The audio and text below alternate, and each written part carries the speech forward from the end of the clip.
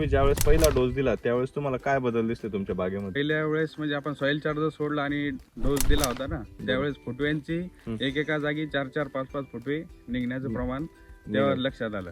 आणि स्ट्रॉंग फुटवे पुन्हा, बरोबर. जे की रासायनिक मध्ये आधी कुठं 1 फुटवा 2 फुटवे असे कमजोर निघायचे. कमजोर निघायचे आणि कमी प्रमाणात निघायचे. बरोबर. आणि हे जे डोस दिल्याच्या नंतर सॉइल चार्जर आपण ट्रिपनं सोडल्यावर एकेका जागी 5-5 ब्रंच याच्यात गुच्छात हे निघाले, सेटिंग व्हायली आणि हे पण फुटवे पण गुच्छात निघाले. बरोबर.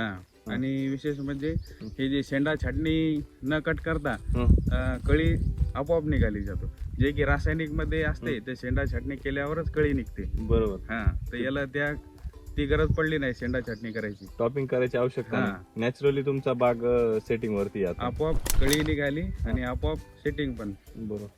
आणि मग ती कळी निघाली, ती ड्रॉपिंगची समस्या वगैरे काही नाही? कळी ड्रॉपिंगची समस्या नाही एवढी जाणवली. पहिली जी आधी जाणवत होती त्याच्या तुलनेत फार कमी आणि सेटिंग भरपूर आहे. ही जे पूर्ण सेटिंग दिसते आपल्याला ही 1 स्ट्रोक झालेली आहे पूर्ण.